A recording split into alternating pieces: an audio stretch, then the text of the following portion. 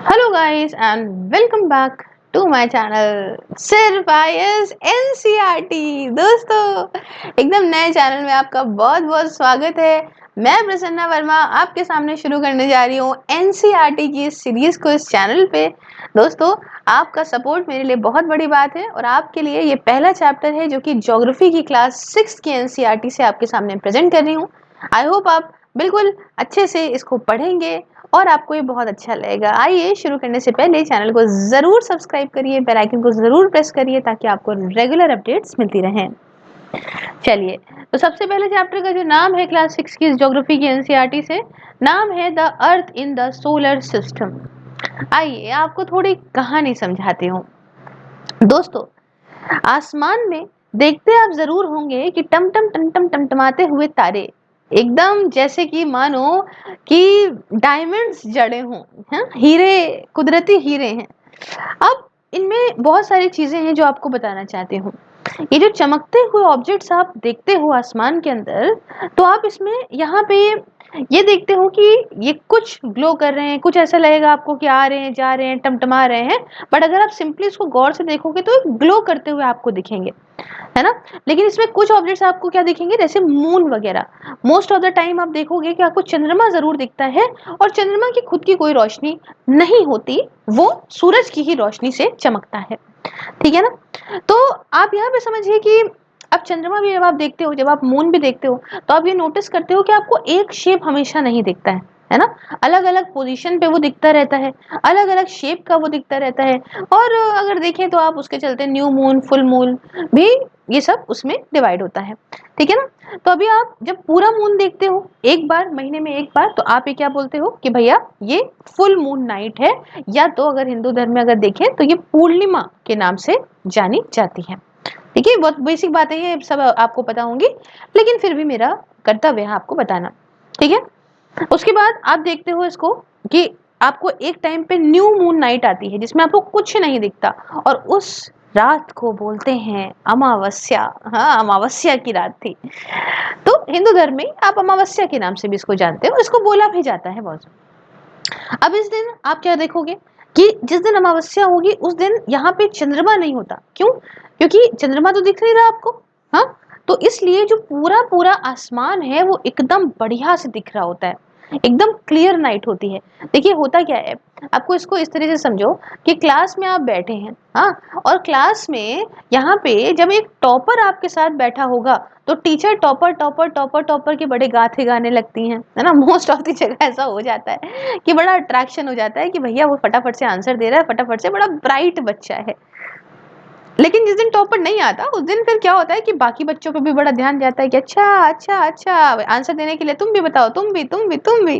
ये पूरी तरह से मतलब एकदम भी मत फीलिंग में आ जाइएगा कि अरे मैम ऐसा तो नहीं होता, लेकिन हाँ मतलब एक मैं आपको कोशिश कर रही हूँ कि आपको बताऊं कि हाँ किस तरीके से। तो जब भैया चंद्रमा एब्सेंट है तो बाकी पूरी जो है आसमान खुला दिख रहा है कि अरे वाह ये भी है वो भी है। अच्छा, तो अब आप ये कहेंगे कि डू यू वंडर, आपको ये लगता है कि why can't we see the moon and all those bright tiny objects during day time. आपके दिमाग में आता होगा सब ठीक है मैम, बिल्कुल सही कह रही हैं आप कि भाई चंद्रमा ऐसे होता है, हमें पता है, न्यू मून, फुल मून पता है, अमावस्या पता है, पूर्णिमा पता है, हमें सब पता है। लेकिन हमें ये बताइए कि आखिरकार दिन में मुझको तारे क्यों नहीं दिख रहे हैं। हाँ, दिन में तारे तो कोई और ही दिखा देगा, लेकिन दिन में हमें असली में स्टार्स या मून क्यों नहीं देता, क्यों नहीं दिखता? देखिए, क्योंकि होता क्या है कि कभी ऐसे इसको इस तरह से समझिए कि आप एक अपने रूम में बैठे हो और सुबह का समय है। सुबह का समय है, आपने सारे खिड़की दरवाजे खोल रखे हैं, कमरे में एकदम रोशनी है। उसके बाद अगर आप अपने यहाँ का बल्ब जला लो तो क्या होगा? तो उस ये बल्ब जो जल रहा है इसकी ये जो रोशनी है आपको इतनी समझ नहीं आएगी। क्यों? क्योंकि भाई कमरे में ऑलरेडी बहुत ज्यादा सूरज की रोशनी है। सेम बात यहाँ पे है कि जो सूरज की रोशनी है वो इतनी ज्यादा ब्राइट होती है कि अलाउ नहीं करती दूसरे इन सारे ब्राइट ऑब्जेक्ट्स को कि आप इनको देख पाओ, है ना। लेकिन अब जब सूरज ढल जाता है तो अब क्या हुआ कि अब जब दूसरी तरफ से इन पे रोशनी पड़ी तो यहाँ पे ये रात के अंधेरे में ये बहुत अच्छे से चमक के आपके सामने आते हैं। हालांकि जलते ये दिन रात रहते हैं, तभी आप शाम के वक्त देखोगे तो चंद्रमा आपको दिखना शुरू हो जाता है हल्का हल्का। अब सन, मून और सारे ही ऑब्जेक्ट्स जो कि रात में चमक रहे होते हैं, इन्हें ही हम कहते हैं दोस्तों सेलेस्टियल बॉडीज। क्या बोलते हैं हम इनको? हम बोलते हैं इनको सेलेस्टियल बॉडीज। यहाँ पे आप देख सकते हो, ठीक है। अब कुछ सेलेस्टियल बॉडीज बहुत बड़ी बड़ी होती हैं, गर्म होती हैं, हॉट होती हैं, और ये गैसेस से बनी होती हैं। इनकी खुद की हीट होती है और इनकी खुद की लाइट भी होती है। समझ रहे हो आप बात को? कि ऐसा नहीं है कि सारी चीजें यहाँ पे सूरज की रोशनी से ही चमक रही हैं, ठीक है। तो ऐसा मत समझिएगा कि कुछ इसमें से ऐसी भी हैं जिनकी खुद की हीट है, खुद की लाइट है, और ये बहुत भारी मात्रा में इस हीट और लाइट को एमिट करती हैं। और ये सारी इन्हीं सेलेस्टियल बॉडीज को हम बोलते हैं दोस्तों स्टार्स, ठीक है। सन भी तो एक स्टार ही है ना। ऐसी जो बहुत दूर दूर जो स्टार्स हैं वो भी तो सन के जैसे ही होंगे, हो सकता है सन से बड़े हों, सब कुछ हो, लेकिन वो हमारे करीब नहीं है, इसलिए हम उनको इतना महत्वता नहीं देते हैं। लेकिन जो है यही स्टार्स होते हैं जिनकी खुद की लाइट होती है और खुद की हीट होती है, ठीक है।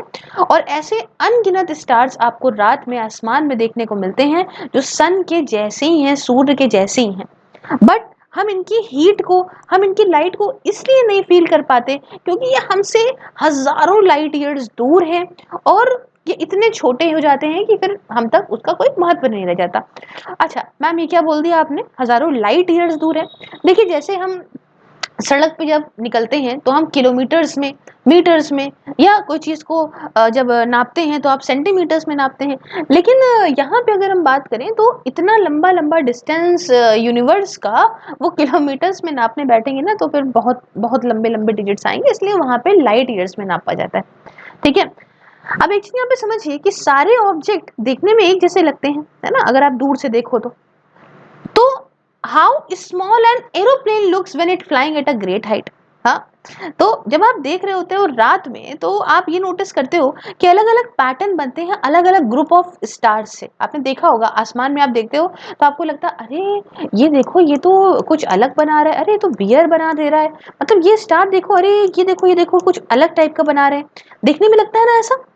अब रात में, अब भाई हम लोग जब छोटे हुआ करते थे, आजकल तो लोग कमरे में घुस गए, मोबाइल निकाला और मोबाइल से ही सब कुछ वहाँ उसमें वीडियो देख रहे हैं, गेम खेल रहे हैं, यूट्यूब चला रहे हैं। बट हम लोग जब छोटे थे, अभी बहुत ज़्यादा फ़ोन आने से पहले, आज मान लीजिए 10-12 साल पहले की बात है, तब भी रात में हम लोग ना छत पे सोते थे।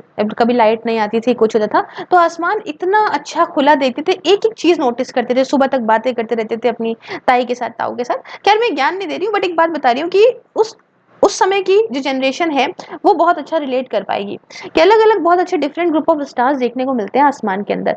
और ये जो देखने को मिलता है ना पैटर्न, इसे हम बोलते हैं दोस्तों कॉन्स्टिलेशन। क्या बोलते हैं? कॉन्स्टिलेशंस, ठीक है ना। अब यहाँ पे जो मैंने बता रही हूँ बिग बियर दिखता है, उसे बोलते हैं यहाँ उर्सा मेजर। क्या है भाई? उर्सा मेजर या बिग बियर, ये वन सच कॉन्स्टिलेशन है। ऐसा ही एक कॉन्स्टिलेशन बिग बियर है, उर्सा मेजर है, ठीक है। अभी हम पूरा आपको बहुत अच्छे तरीके से समझाएंगे, आपको बहुत मजा आएगा इसके अंदर। अब देखिए, एक जो सबसे इजी रिकॉग्नाइज, मतलब जो आप बहुत अच्छे से रिकॉग्नाइज कर पाओगे, समझ पाओगे कॉन्स्टिलेशन को, ये एक स्मॉल बियर है, या आप इसको बोलते हो सप्तऋषि। आपने जरूर सुना होगा, अभी नहीं अपने बचपन में सुना होगा, ठीक है। अभी जो बच्चे पैदा हो रहे हैं वो तो सिर्फ स्कूल में सुनेंगे, लेकिन आप सबने जरूर सुना होगा सप्तऋषि के बारे में। हाँ, सप्तऋषि के बारे में सुना होगा। ये क्या है? सप्त का मतलब होता है 7, ठीक है, और ऋषि का मतलब होता है सीजेस, ठीक है। अब देखिए, इसी ग्रुप होता है 7 स्टार्स का, और जो यहाँ पे क्या होता है, ये फॉर्म करता है एक part of large Ursa Major constellation को। एक पार्ट है, एक बड़े उर्सा मेजर बिग बियर का एक कॉन्स्टिलेशन है, कॉन्स्टिलेशन का एक पार्ट है जो कि यहाँ पे 7 तारों से बना है। अच्छा, कभी आप अपने, अगर आपको नहीं पता तो आप अपने किसी घर में बड़े से पूछिए, पड़ोसी से पूछिए, या आपको दिखाएंगे स्टार्स में, प्लैनेट भी दिखाएंगे, कॉन्स्टिलेशन भी दिखाएंगे, इस सारे के अंदर सब दिखता है, सब कुछ दिखता है, ठीक है। ध्रुव तारा सुबह सुबह दिखता है, जिसे हम लोग, अभी हम और अच्छे से आपको बताते हैं। देखिए, पुराने जमाने में क्या होता था कि लोग डायरेक्शंस को, अब उस समय तो भाई ऐसा कुछ कंपास तो था नहीं, हाँ, तो ऐसे तो हमें पता कैसे चलेगा, दूर जंगल, वैसे तो नहीं हाईवे बने हुए हैं कि लोग निकल गए सनसनाते हुए जीपीएस का यूज करते हुए। हाँ, तो उस समय क्या करते थे, उस समय भाई ये जो लोग थे जब जाते थे तो यही रात में ये इन्हीं तारों के माध्यम से ही रास्ते का पता लगाते थे कि आखिरकार किधर नॉर्थ है, किधर ईस्ट है, किधर वेस्ट है, किधर साउथ है, ठीक है ना। तो लोग डायरेक्शंस का पता रात में इन स्टार्स के माध्यम से ही लगाते थे। अब नॉर्थ स्टार जो है, नॉर्थ स्टार मैं कह रही हूँ ना, ध्रुव तारा, नॉर्थ स्टार नॉर्थ डायरेक्शन को दिखाता है और इसे हम लोग पोल स्टार भी कहते हैं। मैं जब छोटी थी ना तो मेरी ताई जी जो है वो मुझे बहुत सुबह सुबह दिखाती थी कि वो देखो, मुझे बड़ा इंटरेस्ट होता था कि सुबह अरे मुझे जल्दी उठा दीजिएगा, मुझे देखने का मन करता है कि भाई ध्रुव तारा कैसा लगता है। तो ये सेम पोजीशन में आपको देखने को मिलता है आसमान के अंदर, और हम इसकी पोजीशन जो पोल स्टार की है वो सप्तऋषि की मदद से यहाँ पे डिटरमाइन कर सकते हैं कि आखिरकार सप्तऋषि जहाँ है उस हिसाब से हम इसकी पोजीशन का पता लगा सकते हैं, ठीक है ना। अब आप कहेंगे मैम किस तरीके से लगा सकते हैं, हाँ देखिए इस तरीके से समझ लीजिए कि एक तरह से ये हो गया, यहाँ पे ये बनाया सप्तऋषि और ये खड़े हैं आप, तो अगर आप यूं देख रहे हैं तो इस तरीके से आप यहाँ पे देखोगे इस जो है वो नॉर्थ स्टार को, ठीक है ना। तो ये हमने इतनी बात कर ली, ये एक इमेजिनरी लाइन है जो कि यहाँ पे ड्रॉ करी जाती है, ज्वाइन करती है पॉइंटर्स को स्टार और एक्सटेंड करती है, और यही पॉइंट करेगी यहाँ पे इस पोल स्टार को। अच्छा, कुछ और सेलेस्टियल बॉडीज जो हैं जिनकी खुद की हीट और लाइट नहीं होती, और ये तो हमने स्टार्स तक की बात कर ली ना, स्टार्स की बात कर ली, खुद की हीट, खुद की लाइट, खुद की सारी बातों के बारे में बात कर ली। अब जो ऐसी और सेलेस्टियल बॉडीज जिनकी खुद की हीट नहीं है, खुद की लाइट नहीं है, और ये यहाँ पे जो जगमगाती हैं वो स्टार्स की रोशनी से, जब स्टार की रोशनी इन पे पड़ रही है उससे जगमगा रही हैं, तो ऐसी बॉडीज को हम बोलते हैं प्लैनेट्स, ठीक है, प्लैनेट्स। क्लियर है। अब ये प्लैनेट का वर्ल्ड कहाँ से आ गया, मैम ये प्लैनेट किसने नाम रख दिया, तो प्लैनेट का जो शब्द है ग्रीक वर्ड है प्लैनेटी, प्लैनेट है, एक मिनट में यहाँ पे लिख देती हूँ, ज्यादा अच्छे से लिख जाऊंगा। ओहो, हर बार मुझसे पेन ऐसे हो जाता है। ओके, प्लैनेटाई, ये प्लैनेटाई से निकल के आता है शब्द, इसका मतलब होता है वंडरर्स। और अर्थ जिसमें हम रहते हैं, इस पृथ्वी जिसपे हम रहते हैं, ये भी एक प्लैनेट है।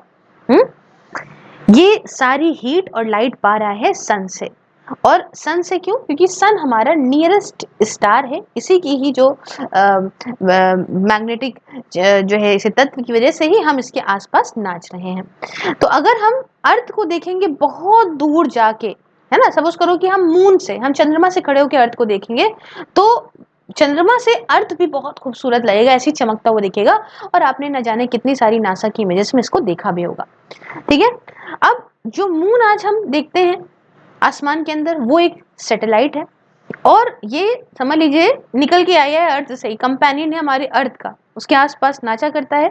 और हमारे अर्थ की तरह ही यहाँ पे 8 और प्लैनेट हैं जो कि हीट और लाइट पाते हैं सन से, और कुछ ऐसे ही जैसे हमारे मून सैटेलाइट है, ऐसे ही और प्लैनेट्स के पास भी कुछ सैटेलाइट है। आई होप आपने इंट्रोडक्शन अच्छे से समझ लिया होगा। अब आते हैं अपने सोलर सिस्टम की तरफ। दोस्तों जो सन है और बाकी के जो प्लैनेट्स हैं, सैटेलाइट्स हैं, और कुछ दूसरी सेलेस्टियल बॉडीज हैं, इन्हें हम लोग बोलते हैं एस्टेरॉइड्स, ठीक है, क्या बोलते हैं, एस्टेरॉइड्स एंड मीटरॉइड्स, ठीक है।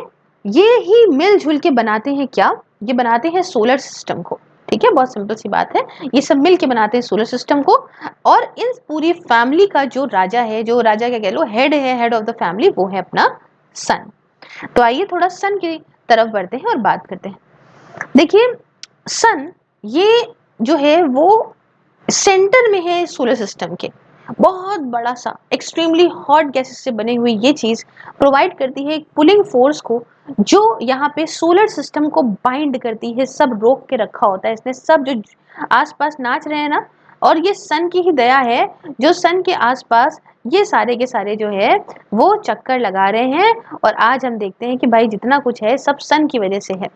ऐसा ब्राइट सा कलर है कि इसमें जो है कोई और यूज भी नहीं हो पाएगा पेन का हाइलाइटर, चलो खैर कोई बात नहीं, रेड ही रखते हैं। तो ये सन ने सबको जोड़ के रखा हुआ है, ये पुलिंग फोर्स प्रोवाइड करता है जिससे पूरा सोलर सिस्टम इसी के आसपास देखिए जुड़ के चल रहा है, नाच रहा है। सन एक अल्टीमेट सोर्स है जिससे हमें हीट मिलती है, जिससे हमें लाइट मिलती है, पूरे सोलर सिस्टम को, हमें क्या पूरे सोलर सिस्टम को मिलती है।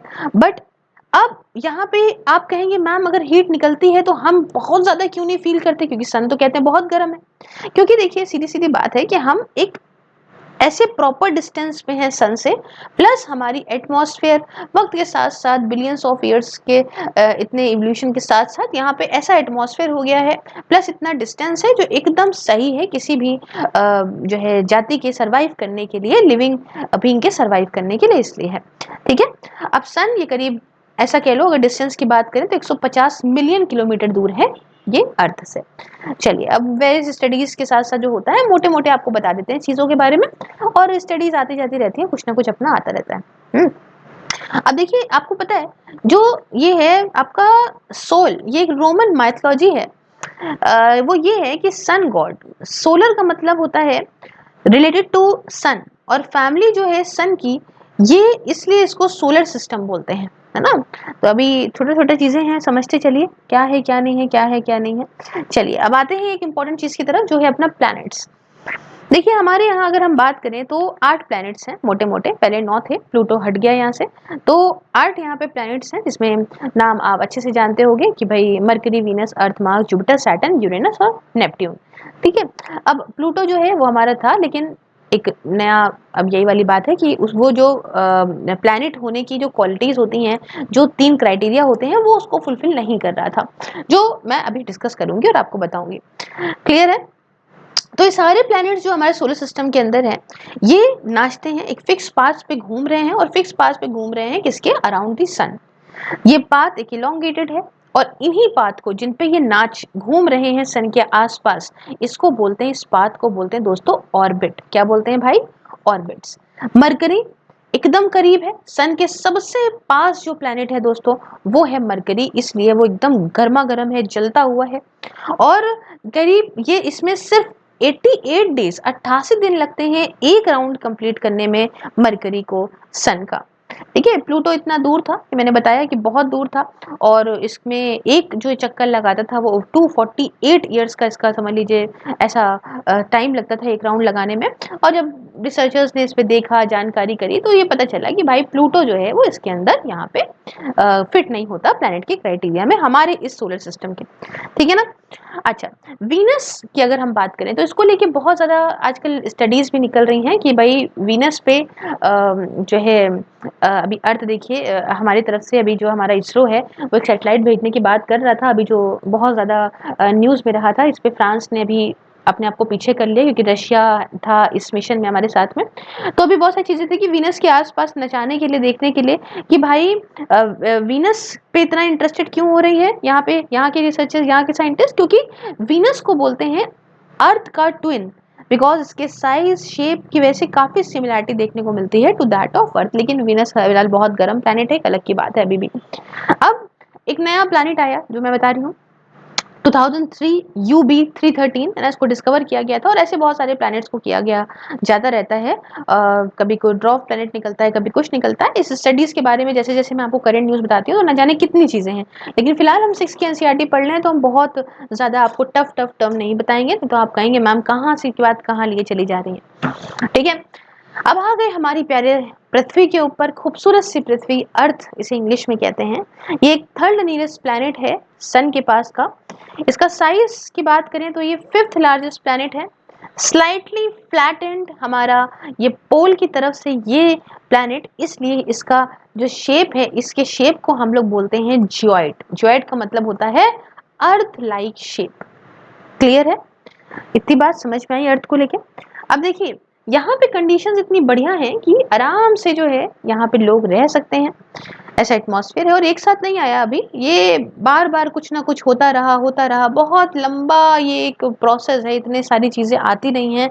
बिलियंस ऑफ ईयर्स के बाद आज ऐसा टाइम है जब ये सर्वाइवल के लिए, और कुछ कह भी नहीं सकते आज से न जाने कितने, हो सकता है 1-2 बिलियन साल बाद या कुछ मिलियन साल बाद ऐसा कुछ हो जाए कि भाई हम लोग भी ना रहे, है ना, इंसान भी की प्रजाति खत्म हो जाए। तो ये तो कुदरत है, ये तो पृथ्वी है, तो चलती रहेगी। खैर, अर्थ ना ही इतना गर्म ना ही इतना ठंडा, आराम से रहते हैं, पानी है, हवा है ना, बहुत बढ़िया तरीके से यहाँ पे सर्वाइवल हो सकता है। Air has life supporting gases जैसे कि ऑक्सीजन वगैरह।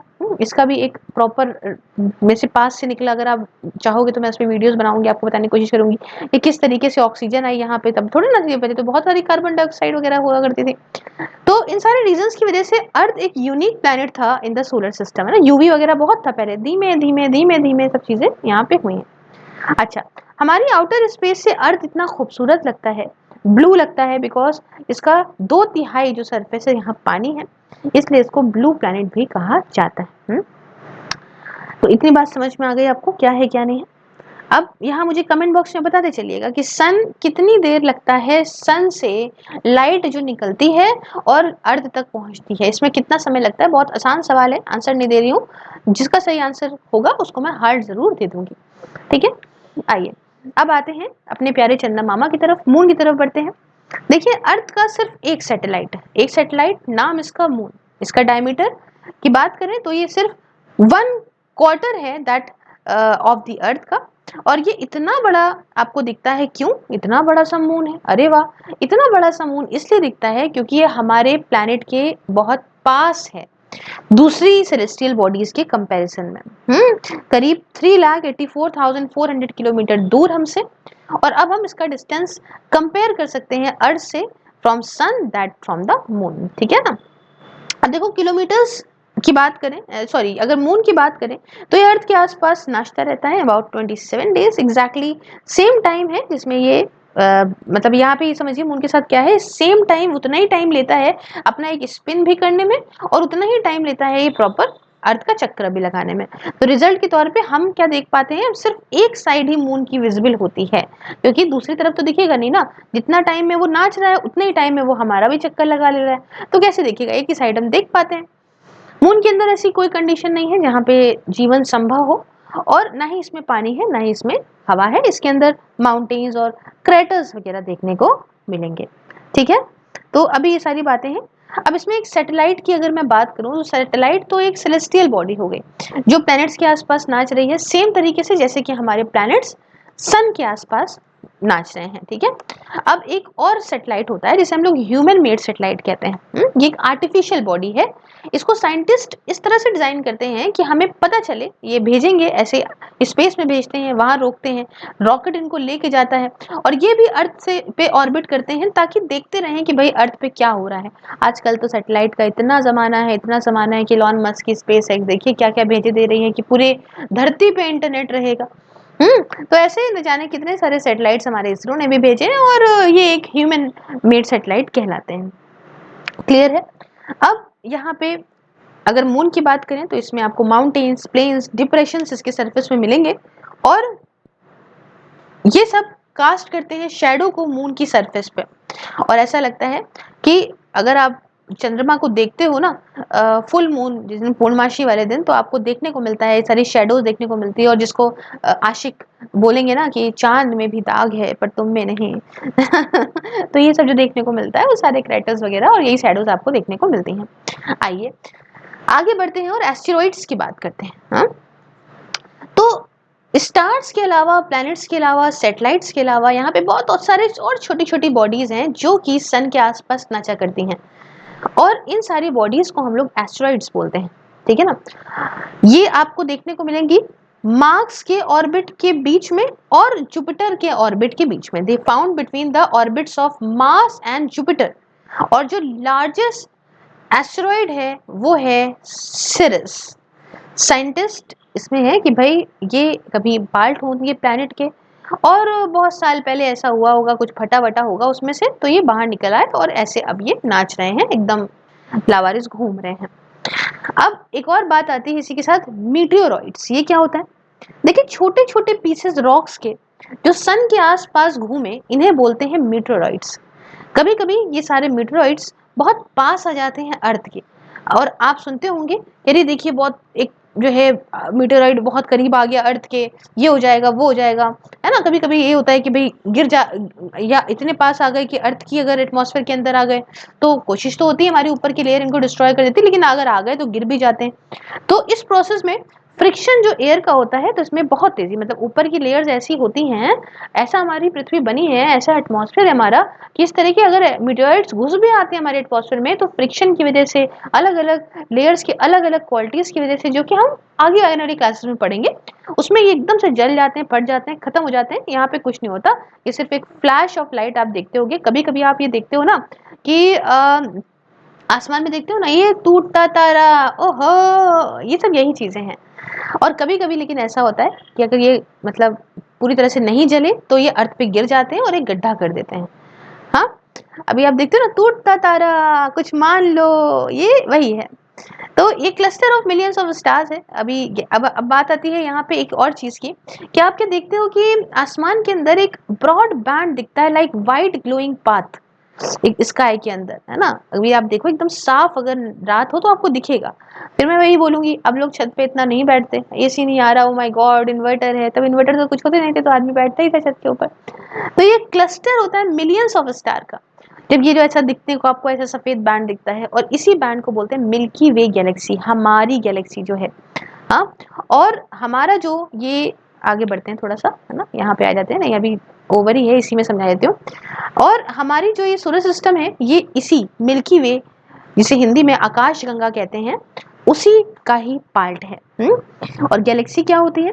गैलेक्सी एक बड़ा सा सिस्टम होती है जिसमें बिलियंस ऑफ स्टार्स हैं, तारे हैं, क्लाउड्स हैं, ऑफ डस्ट हैं, गैसेस हैं, मिलियंस ऑफ ऐसी और आप कहेंगे मैम क्या एक ही गैलेक्सी है, क्या मिल्की वे ही है, आकाश गंगा ही है? नहीं, इतना बड़ा यूनिवर्स है ना कि मिलियंस ऑफ ऐसी गैलेक्सीज आपको देखने को मिलती हैं, और ऐसी न जाने मिलियंस ऑफ गैलेक्सी से बनता है यूनिवर्स। तो इसलिए यूनिवर्स तो बहुत बड़ी चीज है, हम तो कुछ नहीं उसके बराबर। तो काफी मुश्किल है, हम इमेजिन भी नहीं कर सकते हम कितनी बड़ी चीज में एक छोटे से, एकदम दिखेंगे भी नहीं इतने बड़े हैं।